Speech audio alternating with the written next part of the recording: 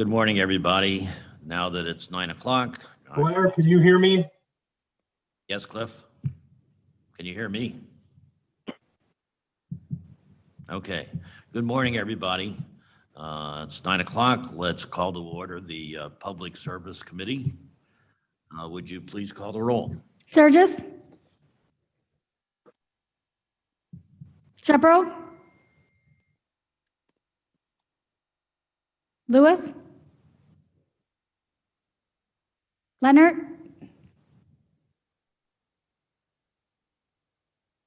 Brown. Here. Leonard here. Thank you. Brown. Brown here.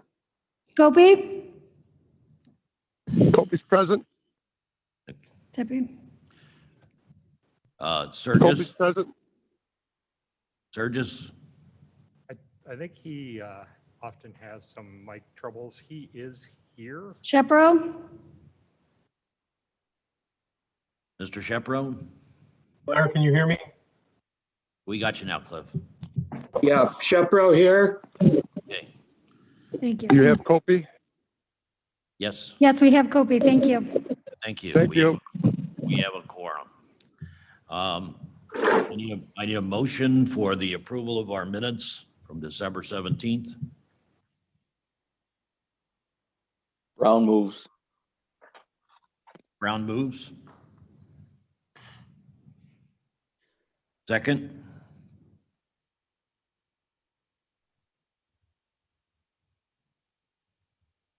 Oh, sure, I'll second. Okay, Shepro second. Any discussion? Gentlemen, Surges here. I was having a problem connecting. I could see all of you. I just couldn't hear anybody, but I think I'm on now. Can you hear me? We can Yes, hear you. Okay, thank you. Sorry about that. Okay, any discussion about the minutes? Let's do a roll call. Brown. Brown, yes. Leonard. Leonard, yes. Lewis. Shepro. Shepro, yes. Sturgis. Surges, yes. Gopi. Kobe, yes.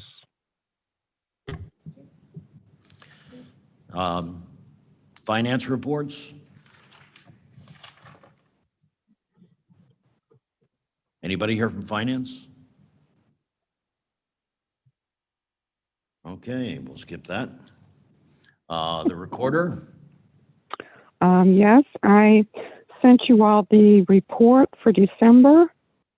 If you had a chance to look at it, you could see that we actually generated $113,000 plus more than what we had projected.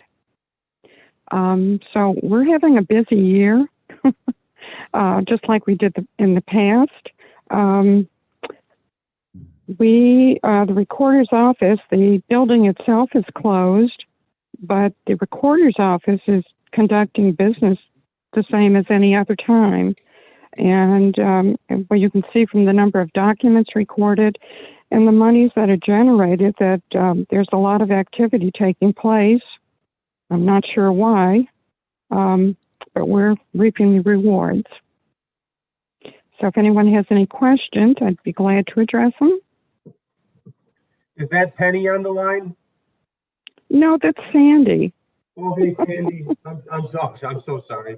Sandy, it's Cliff. I'm sorry. I still haven't figured out what the second thing I was supposed to ask you. Uh-huh. I'm slipping in my old age. Sorry about that. That's okay. Well, when you come up with it, if it's something I can help you with, just give me a call. Gentlemen, I called Sandy the other day and I said I have two things and then couldn't remember the second one and then couldn't find my notes as to what it was for, but it was for a constituent and I just lost it totally. So A mind is a terrible thing to waste. thank you. And it doesn't get any easier along the way either. Here we go. Okay, Mr. Surges, do you know where you are today? I guess I am good. There you go. Just checking so that the vote is accurate. Who's the president of the United States? Good point. Okay, treasurer's report. Good morning, everybody. This is Maria Herrera. Thank you, Maria. And Besides the report that you have in front of you, we want to inform that our tax sale is 7 business away, finally. On February 1st, the last day to pay taxes will be January 29. We are down to unpaid taxes, 5.9 million. So it's less than what it would normally be. We usually collect over 6 million. 1,300 parcels left. So we're almost there. Any And questions? when will next year's taxes be out? Soon enough. We're prepping for that already. Seems to happen every year. They come back every year. Okay. Supervisor of Assessments? Questions for the treasurer, perhaps? Oh, yes, that would be a good point. Any questions? I just wondered if you could perhaps quickly tell us a little bit about the major differences between the way the sale is being conducted this year versus in the past. I understand there will be no open outcry bidding. Correct. We are outsourcing the service this year with Joseph E. Myers.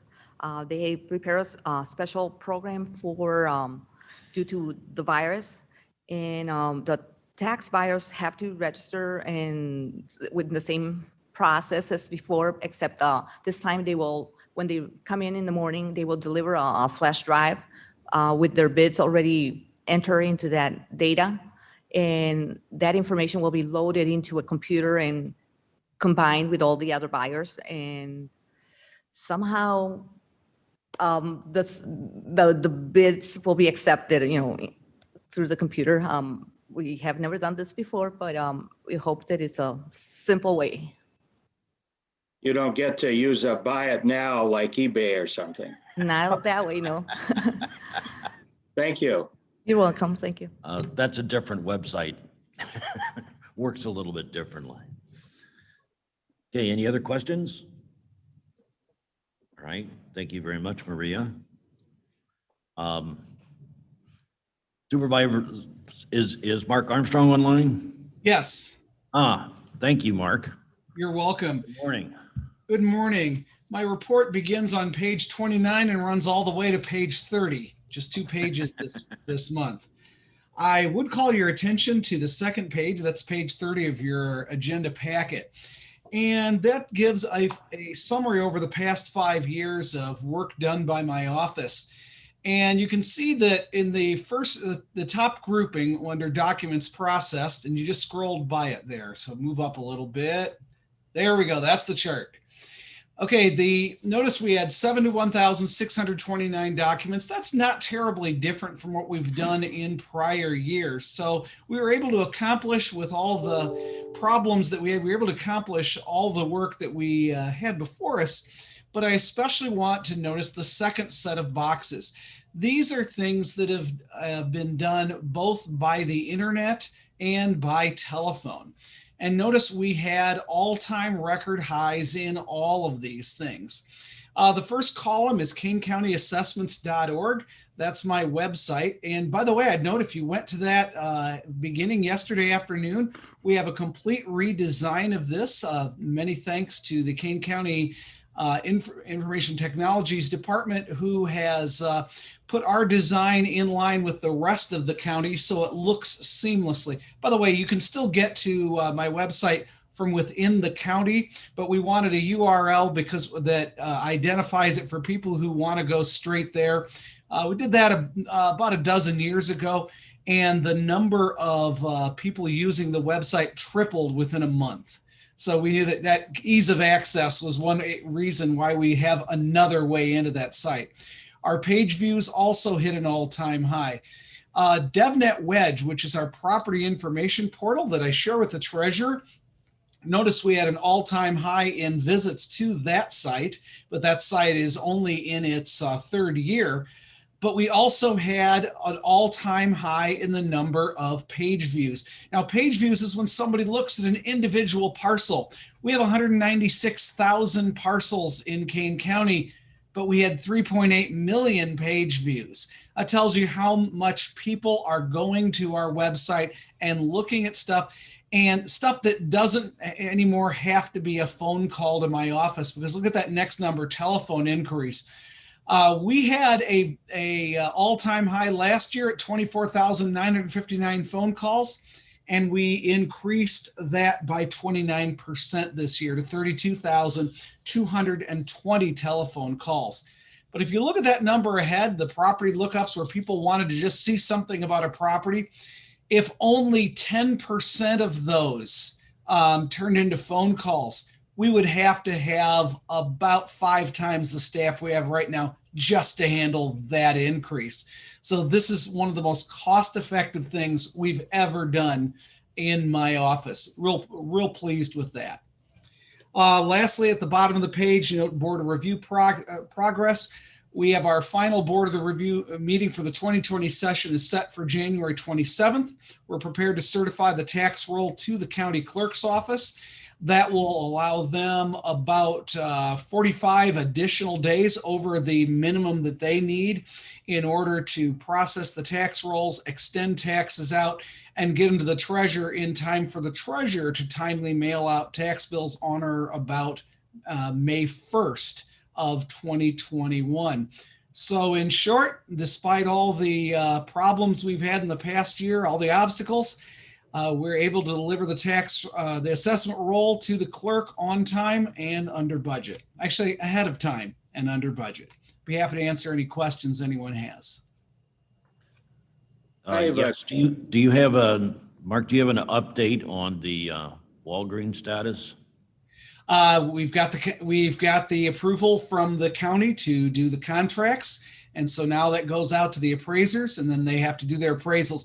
This won't be something that will happen within a month. My guess is at least a year till we get to resolution on that, given the pace that the Property Tax Appeal Board typically works. Any other questions? Yes, Mark, I was struck by the going from what looked like a multi-year low in transfer declarations to a multi-year high. And I wondered if you had a thought about what was going on there. Well, I'd note that those are not transfer declarations filed in 2020. Those are transfer declarations processed in 2020. So if we in 2019 were running behind because we were dealing with a quad general assessment year, and then we got a number processed in January, those would show up on the 2020 statistics for when the year they were actually worked. Then the other part of that is that in 2020, the recorder did something that's absolutely awesome. And that is she fully switched us over to MyDeck. MyDeck is an electronic program used by the State Department of Revenue for electronically filing transfer declarations. And when they're done with data entry with MyDeck, we no longer have to data entry a lot of those things which are already given to us now in electronic form. We just need to do some slight editing that we would normally have to do. So what that means is it took a little less time to do them than it was normal. And she turned those over, I believe it was September 1st. Sandy, I see you're still on the line. Is that the correct date you moved to MyDeck? I don't have that information in front of me, but it's been several months. So what that means is after she made that requirement, there was no more data entry that caused that lag that would have appeared in other years, and especially would have shown up in a year like 2019, where we were working a little bit behind because we had to process the assessment complaints, which are normally go higher in a general assessment year. I realize, Mr. Shepro, I just gave you a $5 answer to a 50-cent question, but since that's your reputation as well, I figured you. Yeah. All right. I think it was worth a lot more than 50 cents, but thank you. Mr. Chairman, this is Bill Leonard. Could I ask Mr. Armstrong a question? Of course. Mark, could you please explain to me the Walgreens situation? This is my first public service meeting, so I wasn't aware of what the process was or what was going on. What happened was that the Walgreens had filed appeals of Board of Review decisions on 19 different stores in Kane County. And they're doing this around the state. They have a Chicago-based attorney who files those complaints. By the way, don't read anything into that. That's just where it's just somebody centrally and where the person's located. So when they're filed with the Property Tax Appeal Board, we need to actually put on a defense or just hand them back very large checks for the amounts that they went. Even if they have bad evidence, and we're not particularly enamored with the evidence that they provided, let's just say it didn't persuade us at Board of Review and doesn't persuade us now, we still need to have our own evidence. In colloquial terms, it's not enough to burn down their outhouse, we have to install plumbing. So we have to hire our own independent witness to Don't get this everywhere. and that's from we had a budget adjustment to provide for this unusual situation to hire an appraiser and appraisal reviewer for the process, and that went through the process from last month's meeting through finance, exec, and then it was on the consent agenda at the last county board meeting. Does that answer your questions, Mr. Leonard? Yes, sir, Mr. Armstrong. Thank you very much. You're welcome. That makes me have a follow-up, though, to that, which is what is the Walgreens theory of their case? Are they claiming that there's something about the way their business is valued, or is it just a garden variety appraisal question on a grant? Last year. That's what it is. I would lean it more towards garden variety appraisal question. I don't want to discuss it too much in a public meeting since it's pending litigation. But generally, they have an appraiser. We did not find the appraisal reports to be persuasive. And so working with other taxing districts, we're fighting it at the Property Tax Appeal Board. And the evaluation date at issue is what, Mark? January 1st, 2019. Thank you. You're welcome. All right, any other questions? All right, let's move on to the Office of Education. Good morning, this is Phil Morris from the Regional Office of Education, Director of Operations and Tech. Pat apologizes, she's on another Zoom meeting related to COVID. So with that, just a couple of things to share out this month. One is obviously there's a lot of discussion around the vaccine and the status. It has been a great partnership that we have had with the health department and our school districts. There's a lot of regular communication going on, regular Zooms, including the health department, on that vaccine planning, along with an action plan. So that continues to work well, and hopefully, cross fingers, things will be coming soon. So along with that, do that. Most of our school districts now are on a hybrid mode. So they do have students in, on different basis and different schedules throughout the week. So, as we hopefully work towards getting back to normalcy. And then on another note, we are fully open here at the office. We are fingerprinting on a regular basis and also doing a lot of our Pearson testing, GED testing, and the teacher licensure. So we have anywhere between 50 and 75 people in a day for our business operations. So with that, any questions, I'd be happy to answer. Appears not. Thank you very much. Thank you. Thank you. County Clerk, is Brian online? Yes, I am. There Can you guys are. hear me? Good morning. Good morning. I didn't plan to talk about Walgreens or outhouses, so give me a minute to catch up. The last time that we spoke, I think we were in the middle of still dealing with 3 elections at a time. So things have gotten a little bit better. We're only down to 2 elections now. So for those of you that live in Aurora Township, Dundee Township, or Elgin Township, there is a Democratic primary going on And then for voters who live in the village of Campton Hills, there are some municipal races that are going on. That election is February 23rd. Early voting has started. Vote by mail ballots can be requested and be sent back.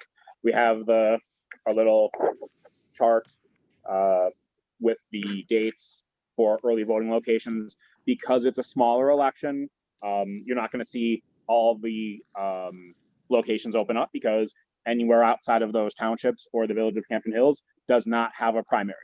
For everybody else, the consolidated election is April 6th. It's a little confusing because when we think of an election, we think, oh, I got to vote. But you can only vote if you live in certain areas, because those are the only areas that have races. So if you do have constituents that may be a little wondering what's going on, obviously, please refer them to our website or have them call our office, but it's only those areas with the election. December was also busy with the property tax levy filings. Supervisor Armstrong talked about the process. We're a cog in that wheel, and we're looking forward to getting the books from the assessor's office to do our part. I've got a brief presentation about a year in review. Blair, do you have that? I do. Just a moment. Thank you.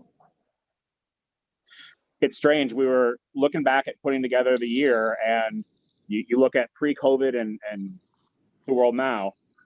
We're on Zoom right now. Our meeting's being streamed. It's archived. But for those of you that are new to the board, until January of last year, so about a year ago, the audio of committee meetings wasn't posted online until our office started working with IT to do that.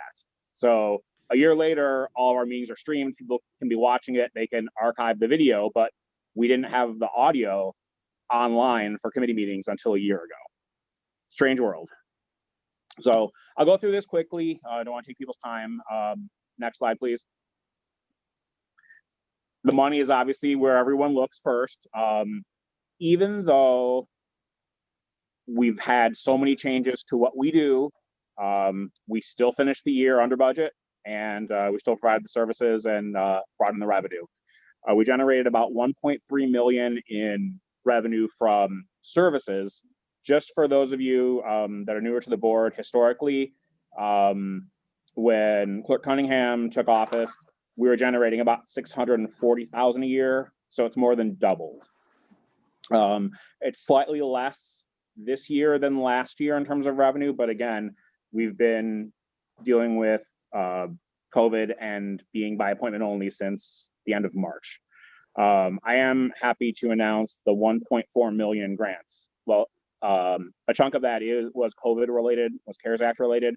We did end up getting about 900 some thousand from the state in reimbursements for COVID, which saved us having to access the money from the 93 million that the county received.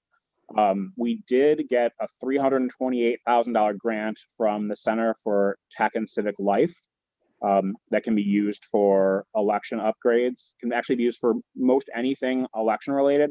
It's a new grant. We're really proud of it. And we can spend it sometime in the first half of the year in 2021. We're working on figuring out what we can do. It's not obviously going to be able to pay for all new voting equipment, but there are some upgrades that we certainly can use now. The automated voting equipment, I'll talk a little bit about what it did in terms of the election, but in terms of the cost savings, I think we've mentioned this before, by getting that automated vote by mail equipment, it saved us, we're estimating at least $500,000 in staffing costs. You saw how fast I got everything done. We talked about how long it took to process, to assemble the ballots, to get them out. We were looking at 15 minutes a ballot, and when we had 90,000, you do the math. And then with the folding machine and getting rid of that, getting rid of the extraneous envelope and putting in the extra fold, we saved about 160,000 postage costs. So not only was the equipment paid for by grant money, it saved us additional money that we would have spent from operating because of it. Next slide, please. We talked about the way that our service model had to change. We're a service office. People come in, they come into our office, we take care of them. That's a little bit harder when we had to limit the foot traffic. Again, we've been appointment only. It's worked. We're able to stagger appointments. We're able to serve the public. We did push more online services for certified copies of our vital records. People have been using it. They still come to the office, but we provide the options for those that either don't feel comfortable or weren't able to, or for whatever reason. We did what everyone else did. We made sure we had PPE and we're protecting the employees and the public. Even with the limited foot traffic, we still issued about 13,000 certified copies of vital records, about 15% down from last year, but still, considering what we went through, we're not too far off of our pace. Next slide, please. The election, we're proud of what the staff was able to take care of and get done for the voters and for everyone in the county. We had record turnout, 234,751 votes cast. Our highest before was 172,000. We had over 85,000 vote by mail ballots cast. The previous high was 16,000. For those of you that were on the ballot or were paying attention, you saw that all the vote by mail ballots were processed and counted by 7:15. When you looked at other counties around us, they had, I think Lake County still had near 100 judges processing and counting vote by mail ballots into the weekend. So we were done with the early votes and the vote by mail ballots by 7:15. You saw about 80% of the results up at that point. We changed our model of training election judges. Normally we have the judges come in for a class in our training room. Well, two things changed. COVID, so we couldn't have large groups to come in, plus our training room has the new equipment. So we had to find a way to evolve.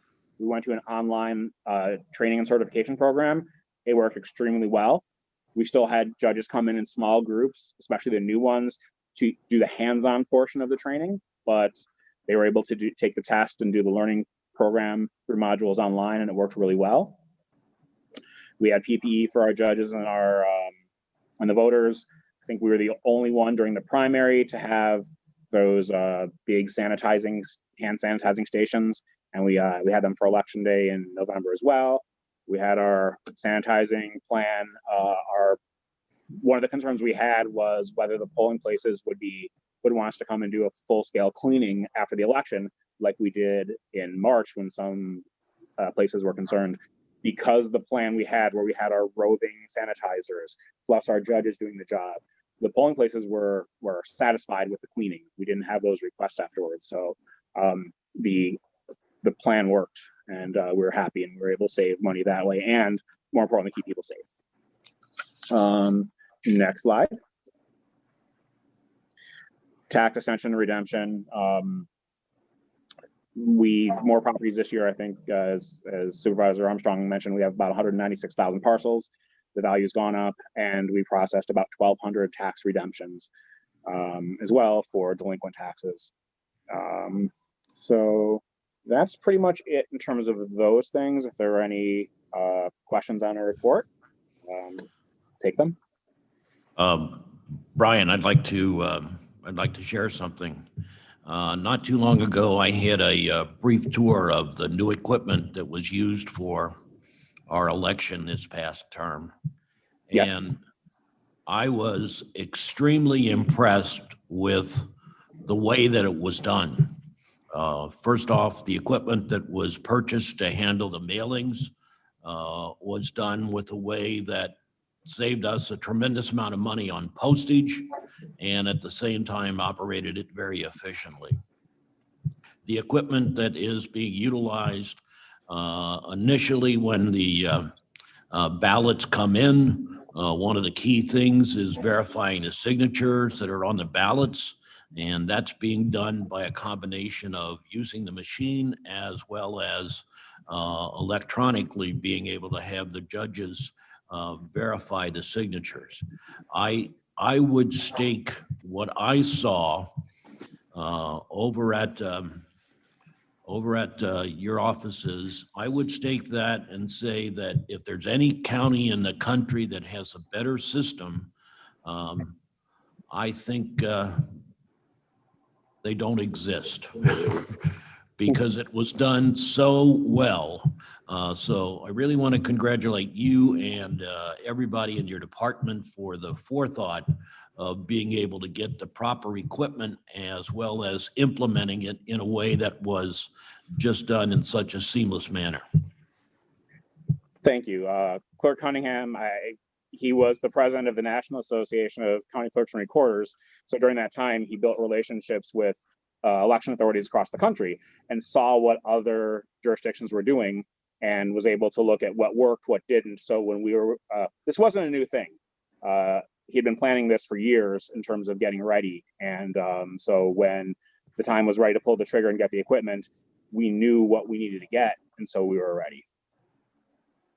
Well, if we can arrange a tour sometime after the pandemic has subsided, I think it would really be educational for all of us to really to understand this, because it made it easy for me to assure the people that were concerned about mail-in voting. It made it very easy for me to really ease their fears as much as I could possibly do that. You're welcome to come Chairman over Sturgis here. Yes. Again, Brian, I've told you this multiple times. If anybody hasn't seen this equipment in action, you're really missing out. It is very impressive. It does instill confidence, and you should take a few minutes. I mean, it doesn't take more than 20 minutes to walk through. But job well done. Thank you.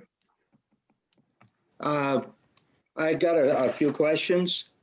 Certainly, Mr. Shepro.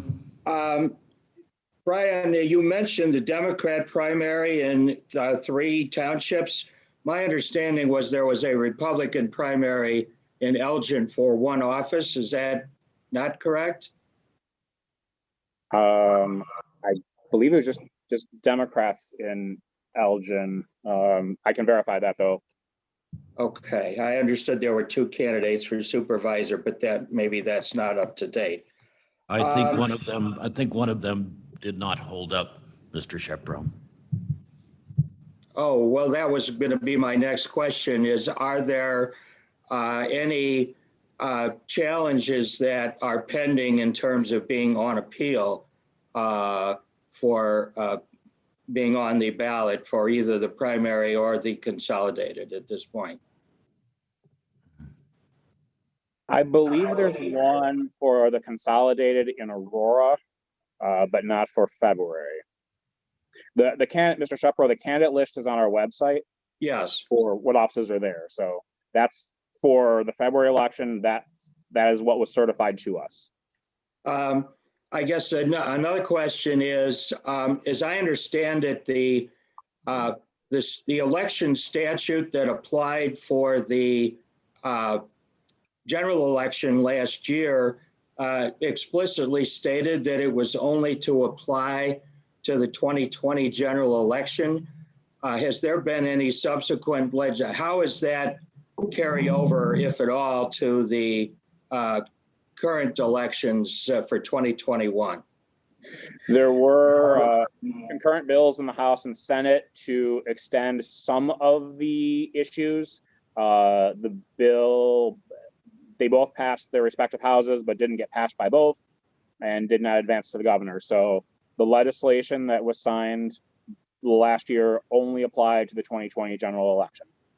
Could you maybe highlight if there are any significant differences in how this election would differ in terms of what your office does or substantive provisions? Well, generally, we had vote by mail. We've had it on the books for years. So some people almost thought that it was a new thing for 2020. It wasn't. What changed in 2020 was that the legislature mandated that we send applications out in advance to a certain group of voters. That we will not be doing in this election. It's not mandated, but the voters are still welcome to vote by mail. We did institute an online application last year. That's still valid for this election. So voters are able to access, they can download a ballot, they can call our office, they can pick one up, or they can apply online. So that hasn't changed. I guess what's changed was the mailing of the application from our office is not required in this election. And that you sent out many thousands of those last year. So I presume that would be a cost saving in not having that postage cost. Correct. How many, I was interested in the stats, how many provisional ballots were voted in the fall election in Kane County? There were 0 provisionals in that election. We don't. I'm sorry, your audio dropped off for a second. Can you hear me now? Yes. 0. Provisional ballots really aren't necessary anymore because voters can register same day at the polling place. My understanding is that Kane County was the only county, at least in the collar counties, that had no provisional ballots. Other county clerks reported many thousands, and I wondered if you had any insight as to why that might be. I can't speak for other counties. I know that we didn't, and we really haven't in recent years because of that. If you have some concerns about it, I would suggest you contact the clerk. Now, as I recall, during the election, there was a process by which people signed affidavits, either on election day when they came in, if they voted early, or if they voted in person, and there were any issues. There were different affidavits. I know I witnessed those in polling places that I was in. I'm not sure which affidavits you're referring to. Well, there were, I understood, for example, if someone wanted to vote and there was an outstanding mail ballot, they had to sign an affidavit. Per state law, yes. Do you have any idea how many affidavits were received by the clerk's office on that in the general election? No, not offhand. Okay.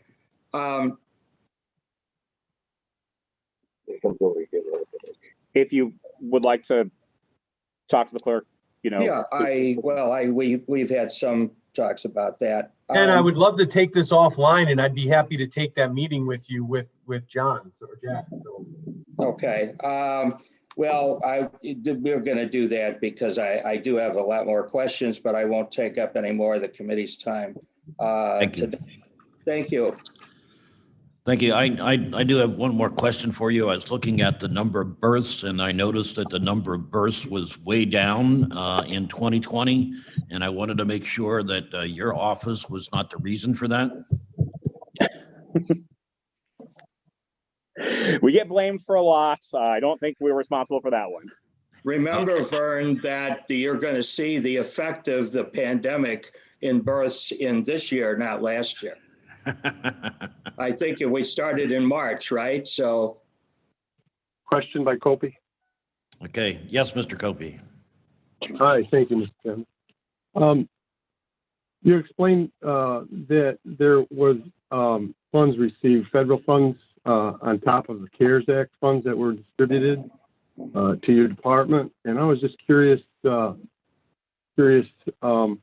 those monies had come in and they were earmarked and spent. Is there an availability of that wasn't articulated, if I can recall, in any of the other meetings very well. And I was wondering if there was any of the CARES Act funds still available since those CARE Act funds were distributed under the same pretense that the COVID-19 was going to affect the election. So if there was any monies available, we had just, and the concern for my point is that we were just racking our brains here the past couple months trying to figure out how to pay for an information officer, and residual or surplus income revenues was identified as a source, and we we were afraid of doing that. But is there any of that money left? And can we revert it back to the CARES committee that we can possibly spend that on that line item? Well, with regard to the revenue, or with regard to our office, I can only speak for our office. We did have conversations with finance throughout the way about the applications for grants for which we'd applied, and let them know what was out there. So originally, the CAC committee had authorized a certain amount for the clerk's office to kind of tap into for reimbursement for expenses. We did not use all of that. And in fact, maybe a month or so before, at that point, we thought at the end of the year, we were gonna have to spend all the money. At some point in December, we had said that we were expecting the money and we had given a big chunk back. Mr. Sturgis probably could talk a little bit more about that or anyone else that's on the committee, but we did not spend our allocation, and that money was, I guess we never got it, so I can't say we returned it, but we had said we didn't need it. So there is additional money available for whatever those purposes are. Okay, Don't go great. dragging me Thank into you. this. That's a good explanation. Thank you. And then I have one other point I'd like to make, if it's possible. And this is in reference to Mr. Shepherd's dissertation, and that was that to simplify it for me, the point is there's a lot of rhubarb out on the street about this election cycle, and this discussion about not having election judges and these provisional ballots and so on and so forth is a force into these discussions, even though they may seem a moot point or a useless venture from the expert perspective.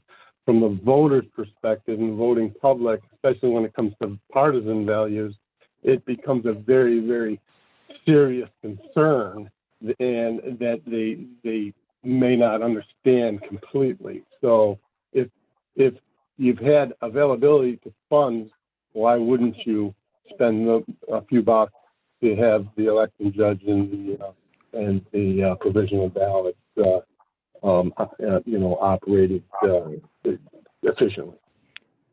Well, we have election judges. I'm not sure exactly I'll what. stick with the provisional ballots then. Tom, if I might, I could talk to you about that offline. I think I know what you're driving at, and I think there's an answer. It's the perspective. It's the perspective that I'm trying to articulate. So thank you. I have one more question. All right. Yeah, Brian, there was one recount pending in a congressional race, which I understand has been withdrawn. Does your office have any current or potential involvement in what I understand is a challenge filed with the U.S. House of Representatives?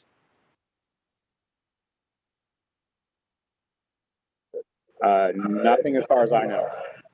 Thank you. All right, let's move on. Is there any other business? No reason for executive session? Motion to And place reports on file, Mr. Chairman. thank you. May I have a second? Sturgis, second. Sturgis, second. Shepro. Okay. Roll call, please. Brown, Brown, yes. Leonard, Leonard, yes. Shepro, Yes. Sturgis, Sturgis, yes. Gopi,